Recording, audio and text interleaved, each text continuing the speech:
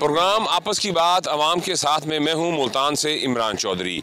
जराइम की दुनिया के एक ऐसे जुर्म पर आज हम बात करेंगे जिससे शहरी बराह रास्त मुतासिर हो रहे हैं और ये जुर्म पुलिस के लिए भी दर्द सर बन चुका है। जी हाँ, ये है डकैती और राजनी की वारदातें।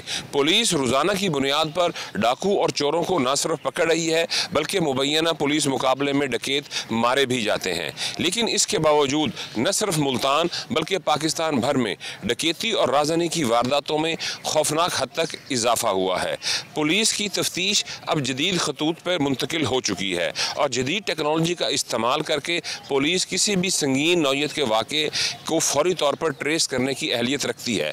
लेकिन इसके साथ साथ डकैत और दीगर जो जराइम पेशा अफराद हैं वो भी इस जदीद टेक्नोलॉजी का इस्तेमाल करके पुलिस को टफ टाइम दे रहे हैं। जिसकी एक मिसाल मैं आपको बताता हूँ कि गुज़िश्ता रोज़ मुल्तान में एक हीनियस क्राइम की वारदात हुई जिसमें एक मुजरिम का मोबाइल फ़ोन जाए वक़ूआ पर गिर गया। पुलिस ने वो मोबाइल फ़ोन उठाया और जब लैब में ले जाकर उसको रिकवर करने की कोशिश की तो पता चला कि वो जो जराइम पेशा शख्स था उसने बहुत ही स्मार्ट अंदाज से अपने मोबाइल के जो है वो फैक्ट्री रीसेट कर लिया जदीद टेक्नोलॉजी के ज़रिए। यूँ पुलिस और डाकुओं के दरमियान भी जदीद टेक्नोलॉजी का मुकाबला चल रहा है। आज के इस प्रोग्राम में हम मुल्तान में होने वाली चंद बड़ी डकैती की वारदातों पर बात करेंगे और आपको बताएंगे कि इन वारदातों में पकड़े जाने वाले डाकुओं का पकड़े जाने के बाद क्या हाल हुआ और इन वारदातों में जांबक होने वाले शहरियों के वर्सा अब किस तरह से अपने प्यारों को याद करते हैं और जांबक होने वाले अफराद के बच्चे किस तरह अपने वालिद को जो है वो याद करते हैं। इसके अलावा हम आपको एक ऐसी कहानी भी बताएंगे जिसमें एक बहादुर शख्स ने गोली लगने के बावजूद डाकू के साथ क्या किया और बाद में डाकू के साथ शहरियों ने क्या किया। इसके अलावा हम आपको मिलवाएंगे एक ऐसे शख्स से भी जिसके साथ गुज़िश्ता चंद सालों में 5 डकैती की वारदातें हो चुकी हैं। इसके अलावा हम हाल ही में मुल्तान में होने वाली 1.5 करोड़ से ज़ायद की रकम की वारदात जो थी वो किस तरह से ट्रेस हुई, इस वारदात के सहूलतकार कौन थे और किन लोगों ने इसकी सहूलतकारी की और किस तरह से मुल्ज़मान गिरफ्तार हुए और किस शहर से हुए और कितनी रकम बरामद हुई, ये सब कुछ जानने के लिए हमारे साथ रहिए।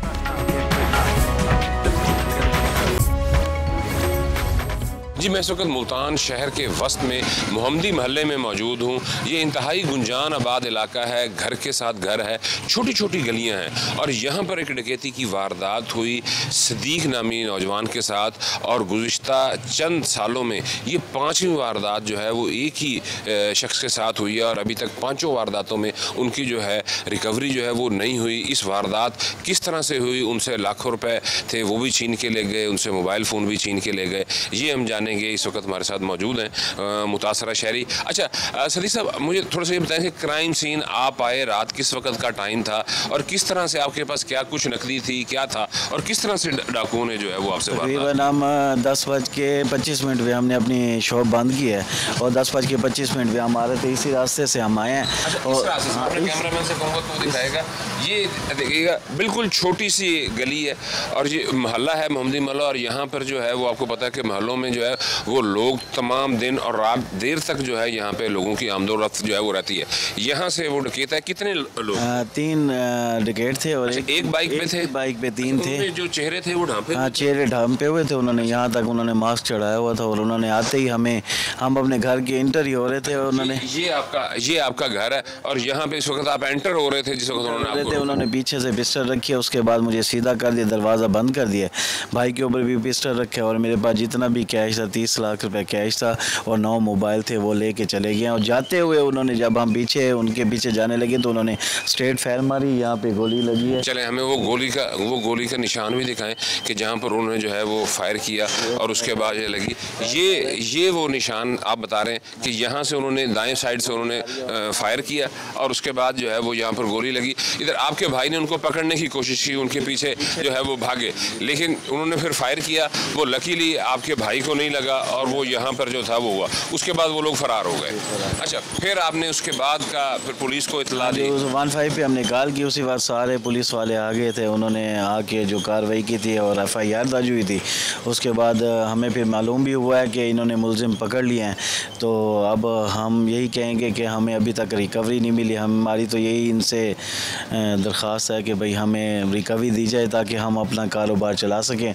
हम तो बहुत ही गरीब हैं, हमने लोगों से अब कर्ज उठा के दोबारा अपना कारोबार शुरू किया। हमारी तो अब यही दरख्वास्त है कि हमें जल्द से जल्द रिकवरी। यहाँ मैं आपको ये बता दूँ कि जितने भी अक्सर वारदातें जो होती हैं वो ट्रेस हो जाती हैं। पुलिस ये दावा करती है कि हमने वारदात ट्रेस कर ली है, डाकू पकड़ भी लिए हैं, लेकिन शहरियों को जो मुतासरा शख्स होता है उसको उसका फ़ायदा नहीं होता, क्योंकि जब उसको रिकवरी नहीं होती तो वो इस चीज़ को ज़हनी तौर पर मानने के लिए तैयार नहीं होता कि पुलिस ने जो है वो कोई डाकू जो है वो पकड़े हैं। तो इनके भी केस में कुछ इसी तरह की कहानी है कि थाना कोतवाली पुलिस ने यह दावा किया कि इस वारदात में जो डकैत थे, जो मुलविस थे, वो पकड़ लिए गए हैं, लेकिन इनके साथ जो वारदात हुई उसमें से इनको कोई रिकवरी नहीं हुई। न सिर्फ ये वारदात, जैसा कि मैंने आपको बताया कि पिछले कुछ अरसे में इनके साथ 5 वारदातें हुई। तो लगता तो ये है, ये कारोबारी शख्स हैं, लगता ऐसे है जैसे कोई इनको टारगेट किया गया है और हर कुछ अरसे के बाद कभी इनके घर के बाहर वारदात हो जाती है, कभी रास्ते में हो जाती है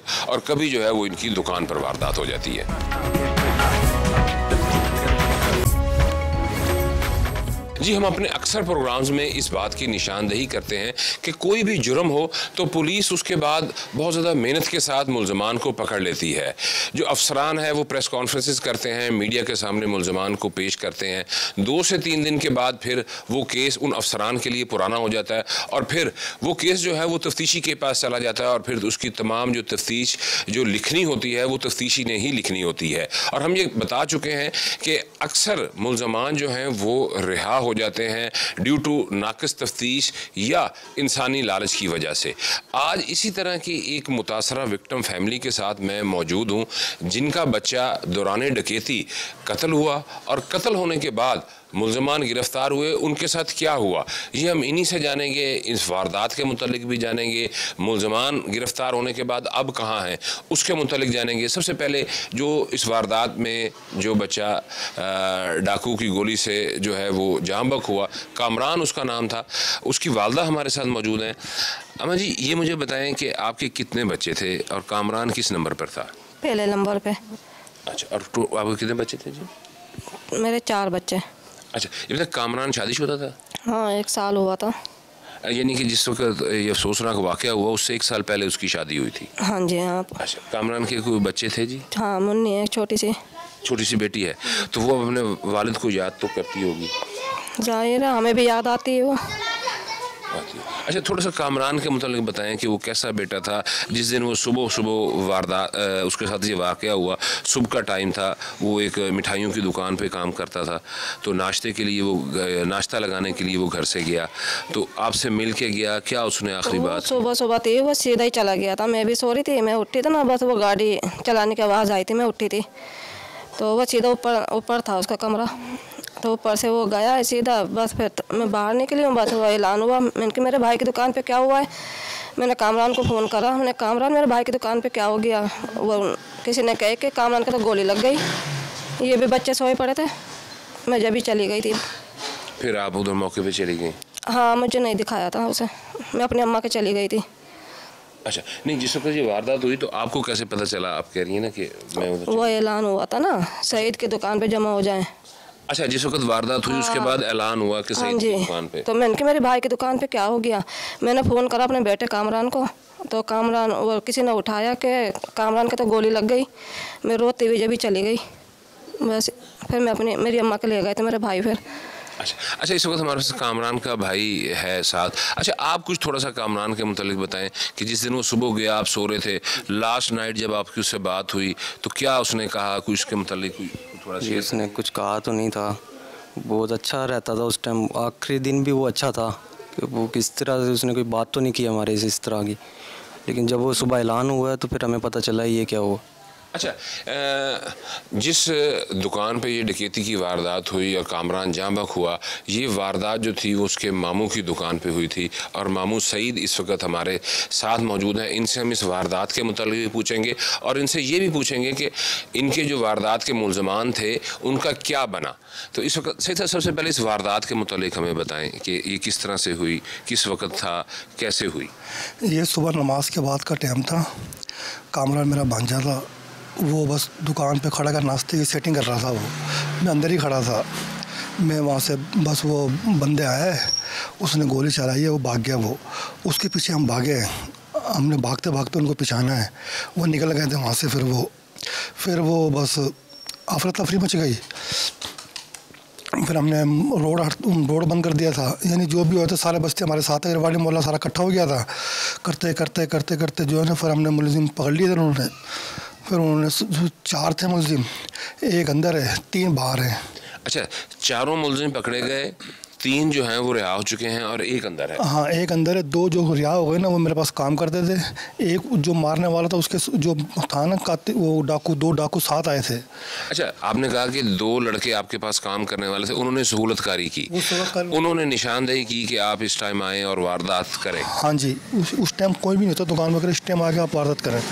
ठीक है, तो जिन्होंने निशानदेही की वो लड़के जो हैं वो भी छूट गए, और जो मारने वालों के साथ एक आया हुआ था वो भी छूट गया। टोटल 4 थे, जिनमें से 3 जो हैं वो रिहा हो चुके हैं। अच्छा, इसके ऊपर आपने कभी कोई पुलिस अफसर से, किसी से मुलाकात की कि आखिर क्या वजह है कि हमारे मुलजमान पकड़े गए, और फिर उसके बाद उन्होंने एडमिट भी किया कि जी हमने ये वारदात करवाई भी और वारदात की, उसके बावजूद क्यों मुलजमान जो थे वो रिहा हो गए? कभी किसी अफसर से मिले, उनसे सवाल किया? हाँ जी, करा, सबसे करा, वकीलों से करा, वकील कहने लगे जी इनको सज़ा होगी, ये जज के ऊपर है कब सज़ा होगी, इनको होगी सज़ा लाजमी। हमें तो इन्होंने लारा रखा हुआ 1.25 साल हो गए इसी में ही कि आज सज़ा हो जाएगी, कल हो जाएगी, लेकिन वो तीनों बाहर हैं, वो एक के अंदर है बस मुलजिम। बस इस कहानी का आपको दिखाने का जो था वो मेन मकसद यही था कि जिस बात की हम निशानदेही करते थे वो उसी तरह से ही वो प्रैक्टिस चल रही है कि गिरफ्तार मुलजमान जो है, चाहे वो डकैती के हों, डकैती विद मर्डर के हों या किसी और हीनियस क्राइम के, वो जिस वक्त पकड़े जाते हैं तो चंद माह के बाद वो जेल से रिहा हो जाते हैं और फिर दोबारा वो जो क्राइम करके अंदर गए होते हैं उसी क्राइम को जो है वो दोबारा रिपीट कर रहे होते हैं। और माहिरीन कानून से हमारी बात हुई तो वो इस बात से मुत्तफिक थे कि अगर किसी भी वाक़े में 3 से 4 मुलजिम हों और उसमें से अगर किसी एक मुलजिम को भी शक का फ़ायदा देकर अदालत की जानिब से बरी कर दिया जाए तो बाकी मुलजमान को भी उसका फ़ायदा पहुँचता है। और इस केस में जिसमें कामरान अपनी जान से गया, 4 मुलजमान थे, 3 मुलजमान जो है वो रहा हो चुके हैं। तो माहिरीन कानून ये बात का भी खदशा जाहिर करते हैं कि जिस मुकदमे में 3 मुलजमान जो हैं वो रिहा हो जाएँ, उसमें चौथे मुलजिम को कोई सख्त सज़ा का मिलना जो है वो काफ़ी मुश्किल होता है।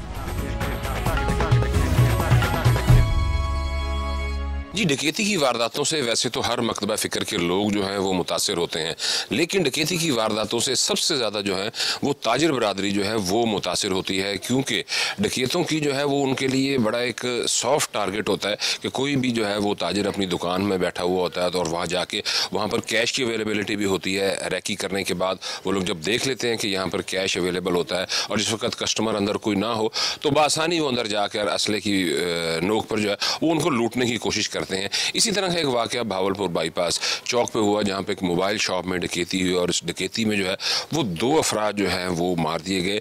गो कि इनको मारने वाले डाकुओं का क्या बना वो भी हम आपको बताएंगे, लेकिन ये 2 लोग जो मरे इनमें से एक जो शॉप के ऑनर थे हाफिज़ इकबाल, ठीक, हम इस वक्त उनके घर के बाहर मौजूद हैं। हम उनके जो पीछे भाई हैं उनसे हम बात करेंगे कि जाने वाला तो चला गया, उनके बच्चे भी हैं, तो उनके जाने के बाद अब उनकी फैमिली को किन मसाइल, किन प्रॉब्लम्स का जो है वो शिकार जो है वो हो रहे हैं। क्योंकि जब भी किसी भी ऐसी वारदात जिसमें कोई शख्स जो है वो जांबक हो जाता है तो सबसे ज़्यादा जो मुतासिर होते हैं, जो सफ़र करती है वो उसकी फैमिली करती है और उसको बहुत सारे मसाइल का सामना करना पड़ता है और उनके बच्चों को भी बहुत सारे मसाइल का सामना करना पड़ता है। तो चलते हैं हाफिज़ इकबाल के घर और चल के उनके भाइयों से जो है वो बात करते हैं।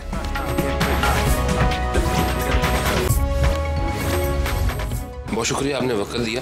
अच्छा, सबसे पहले तो ये बताएं कि हाफिज़ इकबाल आपके भाई थे, वो चले गए इस डकैती की वारदात में, उनके जाने के बाद क्या कमी आप जो है ना वो महसूस कर रहे हैं और कुछ थोड़ा सा उस वाक़े वाले दिन भी कुछ थोड़ा सा बताएं। अस्सलाम वालेकुम।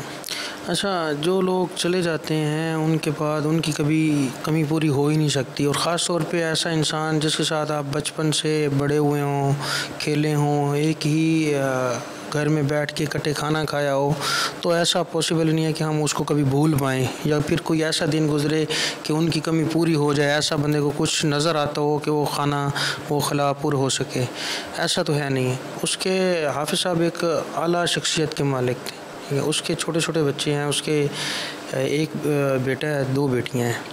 अच्छा, ये बेटा ग़ालिबन मरहूम जो है हाफिज़ इकबाल, उनका ये बेटा है। बेटा क्या नाम है आपका? ऑन मोहम्मद। आप कौन सी क्लास में पढ़ते हैं? प्रेप। बाबा याद आते हैं? जिस दिन बाबा शॉप पे गए थे, जाते हुए आपसे मिल के गए थे? मिल के नहीं गए थे क्योंकि मैं सोया होता हूँ। अच्छा, रोज़ाना फिर आपको सैर करवाने के लिए लेके जाते थे? कभी कभार कब्रिस्तान लेके जाते थे हमने बाबा के पास। अच्छा, अपने बाबा के पास वो कब्रिस्तान लेके जाया करते थे। और वो आपको जिस वक्त शॉप से वापस आया करते थे तो आपके लिए क्या चीज़ें लेके आते थे? शाम को वापस आए होते थे, चीज़ लेके आते थे। क्या आपको जो खाने में पसंद होता था वो लेके आते थे? हाँ जी। अच्छा, अब अभी आप कभी कब्रिस्तान जाते हैं बाबा के? याद तो आते होंगे? जाते हैं। तो अभी भी आपके चाचू वगैरह भी तो वैसे ही आपका वो रखते होंगे थे, आप सारी चीज़ें अब बाबा की जगह ये पूरी करते होंगे? हाँ जी। ये ऑन था जो मरहूम हाफिज़ इकबाल जो इस वारदात में जो जाँ बहक हुए थे। अच्छा, इस वारदात में हाफिज़ इकबाल के साथ एक और भी उनके आपके दोस्त थे, वो भी शॉप में मौजूद थे। वो उनके मुतालिक भी थोड़ा बताइएगा कि उनके कितने बच्चे थे और उनकी अब फैमिली के जो हालात हैं वो किस तरह से वो हैं? अच्छा, ऐसा है कि उनके हाफिज़ साहब के साथ बैठे हुए थे हमारे एक दोस्त हैं मलिक नईम रईस साहब, कोटली निजाबत के रहने वाले थे। तो काम के सिलसिले में प्रॉपर्टी का काम था तो कभी इधर रुकते थे, कभी वहाँ चले जाते थे। तो सुबह का टाइम था, वहाँ पर बैठे हुए थे। उनकी भी साथ में ही शहादत हुई थी हाफिज़ साहब के साथ। तो उनके 7 बच्चे हैं और बड़ा बच्चा बेटी जो है उनकी 13 साल की है और बाकी बच्चे सारे छोटे हैं। सबसे छोटा बच्चा उनका 6 माह का है, बेटा है। और मुश्किलात साफ ज़ाहिर है, अब फैमिली का जिस फैमिली का एक बड़ा चला जाता है वो तो बहुत ज़्यादा मुश्किलात होती हैं उनको लाइफ गुजारने में, क्योंकि जितना वालिदैन अपने बच्चों का ख्याल रख सकते हैं उतना तो कोई और कोशिश करके भी नहीं रख सकता, कहीं ना कहीं कमी रह जाती है। अच्छा, इस डकैती की वारदात में अब जो डाकू आए उनकी सफाकी का अंदाज़ा इस बात से आप लगा लें कि वो 2 डाकू थे। जब वो इस दुकान के अंदर आए, उनको मुज़ाहमत का उनको सामना हुआ तो उन्होंने फायरिंग की। उस फायरिंग से जहाँ पे इस दुकान के अंदर मौजूद हाफिज़ इकबाल और उनके साथी मलिक नईम जाँ बहक हो गए। तो इसी दौरान डाकुओं की फायरिंग से 2 डाकू थे, तो एक डाकू ने फायरिंग की तो उसका एक अपना साथी जो था उसके टांग पे गोली लगी और वो ज़ख्मी हो गया। तो जब लोग बाहर इकट्ठे हो गए तो उनको ये डर लगा डाकुओं को कि हम पकड़े जाएंगे।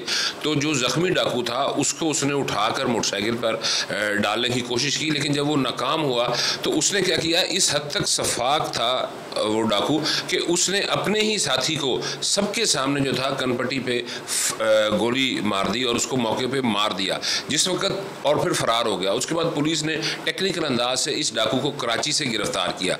तो जब उससे पूछा गया कि तुमने ये अपने साथी को क्यों मारा, जिस साथी को मारा उसका ताल्लुक भी अंदरूनी सिंध से था, उस डाकू का भी, और वो अंदरूनी सिंध पुलिस को मतलूब था और रिकॉर्ड याफ्ता थे। तो उस डाकू का ये कहना था कि उसने इस वजह से इसको मार दिया कि अगर ये जख्मी हालत में पुलिस के हथे चढ़ जाता तो मैं पकड़ा जाता। तो इस डर और इस खौफ से उसने अपने ही जो डाकू था साथी उसको मार दिया। जिस वक्त ये डकैत जो है वो कराची से पुलिस पकड़ के यहाँ पर लाई तो फिर वो भी एक मुबैना पुलिस मुकाबले में जो है वो मार दिया गया। अच्छा, दोनों डाकू अपने कैफरे किरदार तक पहुँच गए इस सारे वाक़े में।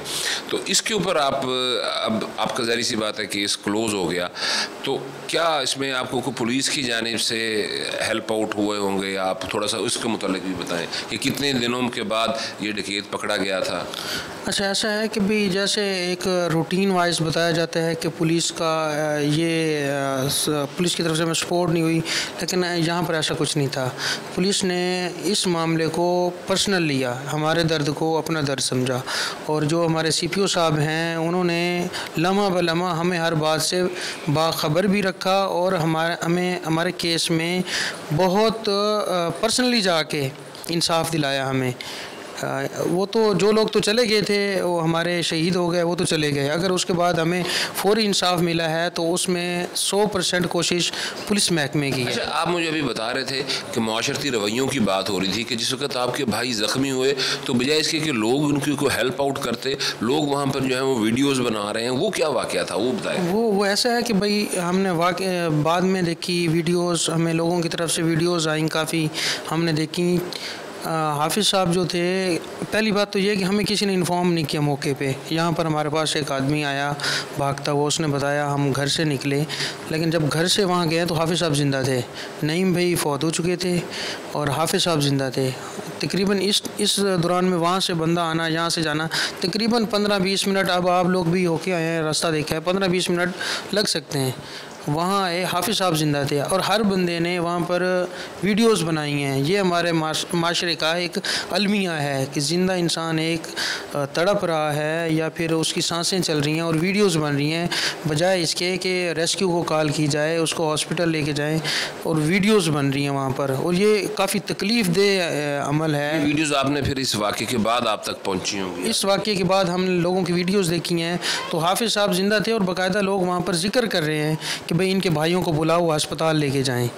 तो इंसान तो सब भाई होते हैं, मुसलमान सब भाई हैं। मेरे ख्याल में जितना एक इंसान सगे भाई को दर्द होता है मुसलमान के जाने का, भाई के जाने का, तो सबको महसूस होना चाहिए कि भाई एक इंसान हमारे सामने सांसें ले रहा है, ज़ख्मी हालत में, हम उसको तिब्बी इमदाद दें, ले के जाएँ। कोशिश तो कर सकते हैं, अल्लाह पाक की तरफ से है ज़िंदगी और मौत। जो इंसान आया उसने जाना है, जो तरीक़ाकार उसने लिख दिया वो होना है, लेकिन एटलीस्ट हम अपनी ज़िम्मेवारी पूरी करें। जो इंसानियत की एक ज़िम्मेवारी है बहैसियत इंसान, एक मुसलमान, हम उसको पूरा करें। हॉस्पिटल लेके जाते तो 20 से 25 मिनट जो हमारे ज़ाया हुए वो ना होते। डकैती की वारदात के बाद एक बात हमें आम सुनने को मिलती है कि अगर पुलिस अपना काम दुरुस्त करती तो ये वारदात ना होती, पुलिस अगर गश्त का निज़ाम मुअस्सर रखती तो ये वारदात ना होती, पुलिस अगर अपनी ह्यूमन इंटेलिजेंस को इस्तेमाल करती तो ये वारदात ना होती। ये बातें सब अपनी जगह दुरुस्त हैं, लेकिन डकैती की बहुत सी वारदातें ऐसी हैं जो शहरियों के अपने गैर जिम्मेदाराना रवैये की वजह से होती हैं। जिस वारदात का मैं आपसे जिक्र कर रहा हूँ वो भी कुछ इसी तरह की है। मुल्तान पुलिस की जानिब से तमाम बैंक्स के मैनेजर को बाकायदा तहरीरी तौर पर यह आगाह किया गया है कि अगर कोई शहरी 5 लाख या 5 लाख से ज़ायद की रकम लेने आए तो बैंक मैनेजर पुलिस को इतला दे और शहरी भी पुलिस की सिक्योरिटी के बगैर बैंक से बाहर ना निकले। लेकिन इस वारदात में भी कुछ इस तरह से हुआ जो कि कॉमन प्रैक्टिस है कि जब कोई शहरी 5 लाख या इससे ज़्यादा की रकम बैंक से निकलवाने आते हैं तो बैंक मैनेजर इसकी तकलीफ़ नहीं करते कि वो पुलिस को इतला दें और ना ही शहरी अपनी जिम्मेदारी पूरी करते हैं। इस वारदात में भी 2 शहरी खानेवाल रोड के ऊपर जहां पर दर्जनों बैंक हैं वहां से एक निजी बैंक से 15 लाख रुपए की रकम लेकर निकले। वो अपनी गाड़ी में बैठकर जैसे ही निकले चंद कदम के फासले पर गए तो मोटरसाइकिल सवार 2 डाकुओं ने उनको रोका और उनसे रकम छीनी। मुज़ाहमत पर उन डाकुओं ने फायरिंग की। इस वक्त आपको स्क्रीन पे वो सीन नज़र भी आ रहे होंगे कि जब डाकुओं ने उनके ऊपर फायरिंग की तो वो दोनों कार सवार जो थे वो ज़ख्मी हो गए, लेकिन उनमें से एक शख्स ने ज़ख्मी होने के बावजूद बहुत ज़्यादा बहादुरी का मुजाहरा किया और टेलीविज़न स्क्रीन पे ये मंजर भी आपको नज़र आ रहा होगा कि किस तरह से ज़ख्मी हालत में इस शख्स ने डाकू को पकड़ा और डाकू से पिस्टल छीन लिया। और जब इसने पिस्टल छीन लिया तो करीब से गुजरने वाले एक और शहरी ने बहादुरी का मुजाहरा करते हुए इस डाकू के चेहरे के ऊपर कपड़ा से उसको ढांप दिया और फिर लोगों का एक जमे गफीर यहाँ पर इकट्ठा हो गया। दूसरा डाकू रकम वहीं पर छोड़कर फरार हो गया। फिर पकड़े जाने वाले डाकू को शहरियों ने वहशियाना तशद्दुद का निशाना बनाया। ये हजूम भी आपको जो है इस वारदात का सारा अपनी टीवी स्क्रीन पर नज़र आ रहा होगा और उसके बाद ये डाकू पुलिस के हवाले कर दिया गया। जो दोनों शहरी ज़ख्मी हुए उनको निश्तर हॉस्पिटल में दाखिल करवा दिया गया। हमने कोशिश की कि हम उनसे बात करें और उनसे पूछें, उनकी बहादुरी का भी उनसे पूछें कि किस तरह से ये क्राइम सीन हुआ और ये भी उनसे पूछें कि जब वो इतनी बड़ी रकम लेकर जा रहे थे तो उन्होंने पुलिस को इतला क्यों नहीं दी। लेकिन डॉक्टर्स ने हमें इजाज़त नहीं दी। उनकी दोनों ज़ख्मी शहरियों की हालत तो तसल्ली बख्श है, लेकिन इस तरह की हालत नहीं थी कि वो हमसे बात कर सकते। जी, मुल्तान में 1.5 करोड़ से ज़ायद रकम की जो है वो स्नैचिंग की वारदात हुई। ये वारदात पुलिस ने 3 रोज़ की मेहनत में जो है वो ट्रेस आउट कर ली, मुलजमान को गिरफ़्तार कर लिया। ये वारदात जिन शख्स से हुई, मोहम्मद हफीज़ उनका नाम था और वो फैसलाबाद की एक बहुत बड़ी फैब्रिक्स कंपनी है, उनके मैनेजर थे। वो मुल्तान आते थे, उनके पास ये कैश कहाँ से आया, किस तरह से वो कैश लेके जा रहे थे, ये सब कुछ हम जानेंगे। इस वक्त हमारे साथ मौजूद हैं ये जो कंपनी ज़मीनी हैं, उनके अजीज़ हैं मुल्तान में, और इस तमाम जो केस है उसकी पैरवी उन्होंने की शेख जावेद साहब। अच्छा शेख साहब, बहुत शुक्रिया, आपने हमें वक्त दिया। अच्छा ये बताएं, ये वारदात जो थी वो कैसे हुई, इसके मुतालिक थोड़ा सा जो है ना वो बताएं, और इसके अंदर कौन कौन लोग जो थे वो इन्वॉल्व थे। बिस्मिल्लाहिर्रहमानिर्रहीम। सबसे पहले तो आपका शुक्रिया। गुजारिश है कि ये जो वारदात हुई उसमें इन्हीं का एक मुलाजिम शामिल है, फैब्रिक्स कंपनी वालों जी। उनका मुलाजिम, इनके पास 3-4 ड्राइवर हैं। ये जो ड्राइवर इन्होंने 4 माह पहले रखा था, जुल्करनैन नामी, वो लाहौर जाता है। तो वो लाहौर भी इनका काफ़ी बड़ा काम है। वो वहाँ जब उससे हमने मालूमात ली तो वो कहता है जी मैं वहाँ भी वारदात करना चाहता था पर मैं नहीं कर पाया। फिर उसने जब देखा मैं वहाँ नहीं कर पा रहा तो फिर वो बाकायदा मुल्तान आया। वो सिर्फ एक दफ़ा हफीज़ साहब के साथ मुल्तान आया था, इनका ड्राइवर नहीं था या बीमार था। उसने वो एक चक्कर में सारा जो सिस्टम था ना उसको चेक किया। फिर इसी तरह जब वो ये वारदात हुई उससे दिन पहले भी अपने भाई जुहेब के साथ मुल्तान आया और उसने मुल्तान आके हर चीज़ अपने भाई को चेक कराई। भाई गाड़ी यहाँ आके रुकती है, पहले यहाँ उतरते हैं, फिर ये पाक गेट जाते हैं, गाड़ी ऊपर खड़ी होती है, और इसी तरह सारा कुछ तफसील बता के चला गया। अगले दिन सुबह इन्होंने अपने जो चक है, चक झुमरा, जहाँ के रहायशी हैं, वहाँ से गाड़ी रेंट पे ली, सेल्फ पे, और ये क्या कर ली कि जी हम डस्का जा रहे हैं, वहाँ शादी है। वो गाड़ी लेके मुल्तान आ गए। वो जो एम शकील फैब्रिक्स वाले हैं वो भी मुल्तान आ गए 2 बजे। उस दिन लेट आए तो इन्होंने, इनके साथ 2 लेडीज़ थी डाकुओं के साथ, और बच्चे भी थे, मैं गालबन 1-2 बच्चे भी थे। ये उसको वहाँ ट्रेस आउट करते रहे। इस हद तक इन्होंने वो डकैती को किया कि हम किसी तरीके से भी ट्रेस नहीं कर सकते थे। औरतों ने अपने कपड़े बदले, बच्चों ने अपने कपड़े बदले। खैर वो रात को इन्होंने यहाँ पे मोटरसाइकिल भी स्नैच किया। अच्छा, जिससे उन्होंने वारदात की, जिस मोटरसाइकिल से, वो यहाँ से स्नैच किया हुआ था। उन्होंने वो स्नैच करके ये सारे रात को जब शाम को ये निकले, इन्होंने यहाँ से मार्केट से भी कैश इकट्ठा किया। सारा इकट्ठा करके जब निकले तो ये फाटक के नज़दीक पहुँचे। इनमें एक बच्चा है हैदर, उसने कहा ड्राइवर को कि यार ये 125 हमारे सर पे चढ़ा आ रहा है। तो हफीज़ साहब ने बड़ी समझदारी की कि फाटक टप के ना अड्डा है बाबर सादात का, वहाँ पर कोई जूस की दुकान है, वहाँ रश होता है। तो उन्होंने गाड़ी वहाँ एक साइड पे लगा दी, क्योंकि जब देखा ना मोटरसाइकिल वाले चढ़े आ रहे हैं, उन्होंने कहा यार ये गाड़ी निकालते हैं या फिर वहाँ फ़ोन करते हैं पीछे मार्केट या किसी दोस्तों को भी, ये मामला हमें समझ नहीं आ रहा है।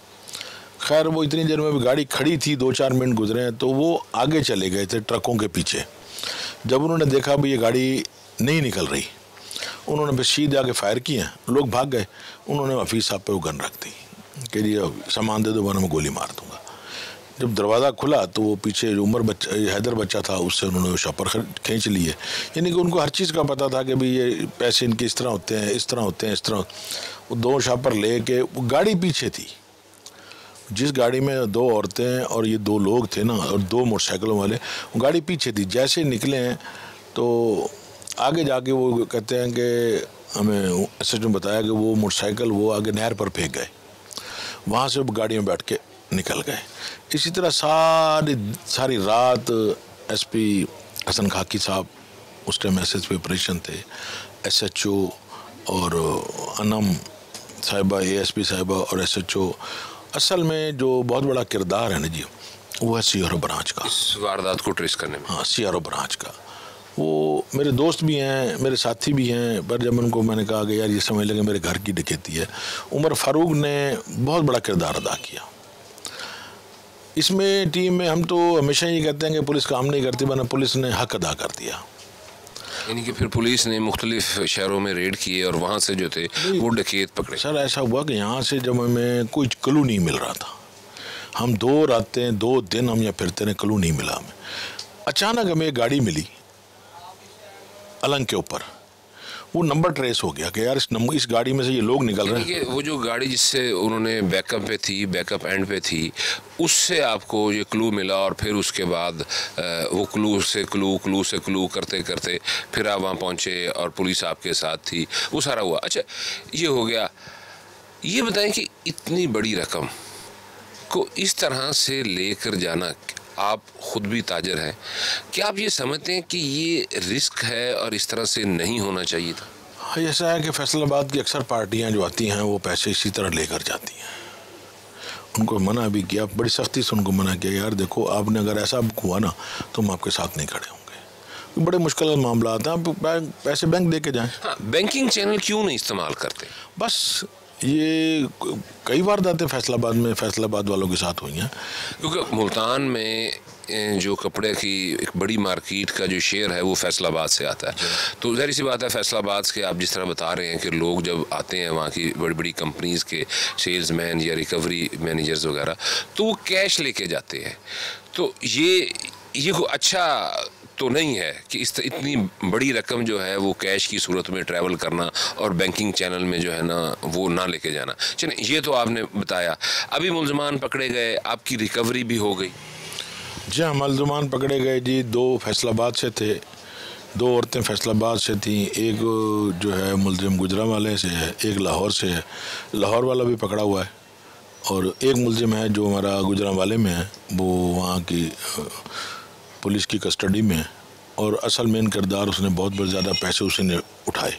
अच्छा, ये क्या वाक़या था कि जिस शख्स ने यहाँ से डकैती की, मरकज़ी मुलजिम, वो उसने जाके 10 लाख रुपए गुजरांवाला CIA वालों को जाके जो है वो रिकवरी के माध्यम बकौल उसके के जी उसने वहाँ 10 लाख रुपए दिए। वो वहाँ भी CIA को और पुलिस को मतलूब था ना? मतलूब तो था, लेकिन ये वारदात करके फिर जाके CIA वालों के साथ, इसका मतलब वो गुजरांवाला के CIA पुलिस से राब्ते में था कि यहाँ उसने वारदात की और उस वारदात की जो रकम थी उसमें कुछ रकम का उसने प्लॉट ले लिया जो उसने इंटरोगेशन में बताया, कुछ रकम उससे बरामद भी हुई और 10 लाख रुपए उसने CIA पुलिस गुजरांवाला को भी दे दिए। अपनी रिकवरी के तौर पे दी ना, जिसमें वो मतलूब था ना CIA को, उसमें यानी कि उसकी प्लानिंग ये थी कि उसने यहाँ से वारदात की, वारदात करने के बाद पैसे लिए और वो पैसे लेके उसने CIA पुलिस के साथ जो भी डील की कि मेरे ऊपर जो डकैती के मुकदमात हैं आप मेरे से 10 लाख रुपए रिकवरी ले लें और कोई छोटा मोटा चलान में मुझे चलान कर दें, कुछ इस तरह से। अभी रिकवरी जो है ना वो मैं आपको दे रहा हूँ, मसला ये है कि मुझे इसमें थोड़ा सा डालें ताकि मुझे यहाँ से रिलीफ मिल जाए। जिस वक्त CPO मुल्तान सादिक अली डोगर हमारे साथ मौजूद हैं, उनसे हम पूछेंगे कि इस वक्त शहर में जो है वो गुज़िश्ता साल की निस्बत और इस साल में वो हमें अपना कंपैरिजन बताएं कि डकैती, चोरी और जो दीगर संगीन जराइम की वारदातें हैं वो गुज़िश्ता साल ज़्यादा थी, इस साल ज़्यादा थी और जराइम को काबू पाने के लिए उनकी क्या स्ट्रेटजी है। जी डोगर साहब, शुक्रिया आपने वक्त दिया। बेसिकली क्राइम जो डिटेक्शन है वो एक बहुत ही कॉम्प्लिकेटेड प्रोसेस है। अगर आप क्राइम डिटेक्शन को बेहतर बना देते हैं तो क्राइम आपका ग्रेजुअली फॉल होना शुरू हो जाता है। मुल्तान शहर में ओवरऑल क्राइम जो है 43% कम हुआ है। ये जो कमी की मैं बुनियाद बना रहा हूँ वो सिर्फ रजिस्ट्रेशन ऑफ FIR नहीं है, वो 15 की कॉल्स हैं जो मुस्तनद हैं। पिछले साल की निस्बत इस दफ़ा 43% क्राइम रिडक्शन हुई है। फिर इस शहर में जो कत्ल है वो 200% कम हुआ है। उसकी वजह यह है कि हमने माइनर क्राइम पे फोकस किया है। माइनर क्राइम क्या है? पहली लड़ाई होती है, अगर उस पर पुलिस एक्शन नहीं करती अल्टीमेटली वो इक़दाम कत्ल या कत्ल पे वो चले जाती, कंक्लूड होती है। हमने माइनर लड़ाइयों पे फोकस करके कत्ल में एक बहुत डेंट डाला है, बहुत ज़्यादा कमी पेश आई है। अगर हम हाउस रॉबरीज़ की बात करें, कैटर थेफ्ट की बात करें तो 83% रिडक्शन इन क्राइम है कंपैरिजन टू लास्ट ईयर। ये सारा का सारा मुमकिन हो सका कि हमने पेट्रोलिंग यूनिट्स अपने बढ़ाए हैं। फिर यहाँ पे डकैती होती थी, वहाँ पे जाके हम पुलिस का एक है तर्ज अमल के डकैत को तलाश करते हैं। हमने वो प्लेसेस ट्रेस आउट किए हैं जहाँ पे फ्रीक्वेंटली क्राइम होता है, उन प्लेसेस को हमने गार्ड किया है CCTV के साथ या अपनी पुलिस के साथ, जिसकी वजह से बहुत सारे लोग जो क्राइम करते थे वो पकड़े गए हैं। अगर गैंग्स से पकड़ने की मैं तादाद बताऊं तो 800 से ज़्यादा गैंग्स पकड़े हैं जिनके 3200 से ज़्यादा मेंबर्स हैं। ये 800 गैंग आपने इस साल 2024 की बात कर रहा हूँ, यानी हर दूसरे दिन किसी ना किसी थाने में कोई गैंग पकड़ा जाता है। फिर जितनी रिकवरीज हुई हैं सारी की सारी मैंने मीडिया के सामने, आप लोगों के सामने पेश की हैं और रिकवरीज कितनी है? 30 करोड़ से ज़ायद अमाउंट की रिकवरी अब तक हो चुकी है।